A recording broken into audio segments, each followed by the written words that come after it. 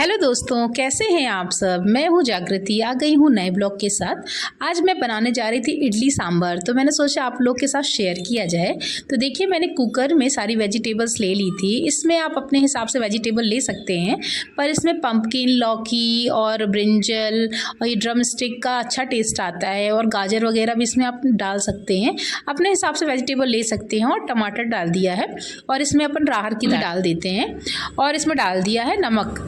अब ये कुकर बंद करके हमने चढ़ा दिया है। अब इसको पकने में कम से कम 15-20 मिनट का टाइम लगेगा। इसमें क्या होता है, अच्छे से वेजिटेबल ना मैश हो जानी चाहिए, अच्छे से उबल जानी चाहिए।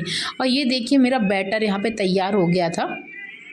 यहाँ पर मैंने दाल को कल मतलब यस्टरडे में मैंने मॉर्निंग में फुलाया था, चावल और उड़द की दाल को, और फिर उसको मैंने पीस लिया था शाम टाइम। तो ये देखिए, मॉर्निंग में इतना अच्छा खमीर उड़ गया था मेरा। ये जो डब्बा है ना, तो वो आधा था, ये देखिए फुल हो गया था, इतना अच्छा खमीर उड़ गया था। अब यहाँ मैंने चढ़ा दी थी अपनी कढ़ाई, क्योंकि मुझे यहाँ पे सांभर बनाना था। तो ये मैंने यहाँ पे लहसुन और प्याज वगैरह कट कर रही थी, और थोड़ा अदरक भी डाल दिया था। और इसमें कड़ी पत्ते का तो अहम रोल होता है। अगर सांभर में कड़ी पत्ता नहीं डला तो फिर सांभर अच्छा बन ही नहीं सकता है। तो यहाँ मैंने सारी तैयारी कर ली थी। अब मेरे यहाँ पे कढ़ाई हो गई थी रेडी। अब इसमें मैंने डाल दिया था तेल। तेल डालने के बाद इसमें हम डाल देंगे जीरा और राई। राई इसमें बहुत ज़्यादा ज़रूरी होता है। और इसके बाद मैंने जो काट के लहसुन और अदरक मिर्ची रखा था, अब उसको मैं इसमें ऐड कर दूँगी। उसके बाद थोड़ा सा अच्छे से भुन जाए ना, उसके बाद थोड़ा अपन उसको चलाते रहते हैं।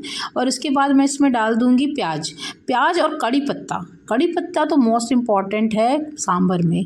कड़ी पत्ता के बिना सांभर बन ही नहीं सकता। ये देखिए, बहुत ही ज़रूरी है। तो इसमें अब हम कड़ी पत्ता डाल के अच्छे से भूंज लेंगे। अब ये यहाँ पे भूंज रहा था, तो मैंने सोचा कि चलो साइड में अपन चटनी की तैयारी कर लेते हैं। तो मूंगफली मैंने भूंज ली थी। मूंगफली को भूंज कर उसके अच्छे से छिलके वगैरह निकाल दिए, और इसी में मैंने ऐड कर लिया था चना भी जो भुंजा हुआ बाज़ार में मिलता है ना, उसी को मैं लेके आ गई थी। तो उसके छिलके वगैरह मैंने ये चना और मूँगफली दोनों के निकाल लिए थे। चना और मूँगफली और नारियल, इन तीनों की चटनी मिलाकर बनाओ ना, तो बहुत अच्छी टेस्टी बनती है। ये देखिए, मेरे छिलके निकल गए थे। अब मैं सोच रही थी ये भी बनता जाए साथ में, और मेरी चटनी भी तैयार हो जाए, क्योंकि मैंने अपने मम्मी पापा का और मेरी चाचा चाची वगैरह सब यहीं रहते हैं, तो मैंने उनको भी बुलाया हुआ था। तो ये देखिए, मैं चटनी बना रही थी। चटनी में मेरे पास कच्चा नारियल नहीं था, तो मैंने ये जो पके वाले नारियल आते हैं उसी को पानी में फुला के रख दिया था, तो वो मैंने ऐड कर दिया था इसमें। और ये चना मूँगफली मैंने इसमें डाल दिया है, और इसमें मैंने धनिया की पत्ती भी डाल दी है। वैसे मार्केट में जो बनता है उसमें धनिया की पत्ती नहीं डालते हैं, पर मैं डाल देती हूँ, अच्छी लगती है मुझे। और 2 कली मैंने लहसुन की भी डाल दी थी, और मैंने मिर्ची भी डाल दिया था। और इसमें मैंने डाल दिया ये खट्टा वाला दही। खट्टे वाले दही का इसमें असली टेस्ट आता है, बहुत अच्छा लगता है। और थोड़ा सा उसमें लगा था ना, तो मैंने कहा चलो पानी डाल देते हैं, क्योंकि इसमें पानी की ज़रूरत तो पड़ेगी, सूखे तो पीस नहीं पाएंगे। अब ये देखिए, मिक्सी में मेरा चटनी हो गई है रेडी। इस चटनी को निकाल लेंगे हम एक बाउल में। और कई लोग इसमें ना राई और कड़ी पत्ता का जो छौंका लगा देते हैं, पर मैं नहीं लगाती हूँ, क्योंकि मेरी ऐसी चटनी बहुत ज़्यादा टेस्टी लगती है, तो मैंने नहीं लगाया था। क्योंकि सांभर भी ये तड़का वाला रहता है, तो मैंने कहा चलो इसको सिंपल ही रहने दो, बहुत अच्छी लगती है। अब ये देखिए, यहाँ पे मसाला मेरा तैयार हो गया था। तो मैंने इसमें टमाटर पहले से ऐड कर दिए थे, तो वो अच्छे से मैश हो जाएंगे। अब ये पूरा मैं कुकर का इसमें पलट दूंगी। तो ये देखिए, मैंने ये पलट दिया था, पर ये बहुत ज़्यादा गाढ़ा था, तो इसमें पानी मैंने अलग से डाल दिया था। और ये मैशर ले लिया था, और मैशर से अच्छे से मैंने उसको अच्छे से दबा दिया, क्योंकि अच्छे से मिक्स हो जाए, क्योंकि खड़ा खड़ा वो अच्छा नहीं लगता है ना। अब इसमें मैं डाल दूँगी सांभर मसाला।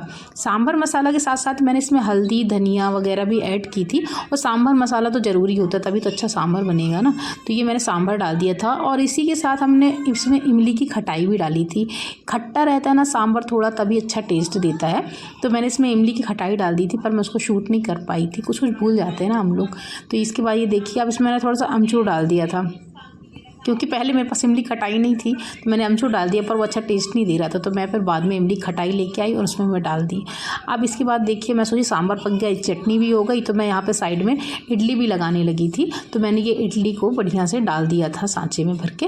अब ये मेरी यहाँ पर इडली भी रेडी हो जाएगी, मेरा सांभर भी बन गया है, मेरी चटनी भी बन गई है। तो ये देखिए, अब यहाँ देखिए, मेरे सब कुछ तैयार है। अब मेरे यहाँ पर चाची और चाची की बेटी आ गई थी, और मेरे मम्मी पापा भी आने वाले थे। अब यहाँ पर मेरी इडली बन गई थी, तो मैंने बोला चलो खा भी लेते हैं अब, क्योंकि मैंने सुबह से कुछ ज़्यादा खाया नहीं था, क्योंकि इडली बन रही थी ना, तो मुझे इडली बहुत ज़्यादा पसंद है। तो ये मेरी चाची की बेटी है ना, इसका नाम दीपिका है, तो ये अपना निकाल रही थी भोजन, और मैं और वो साथ में ही ले रहे थे। चाची ने तो अभी खाया नहीं था।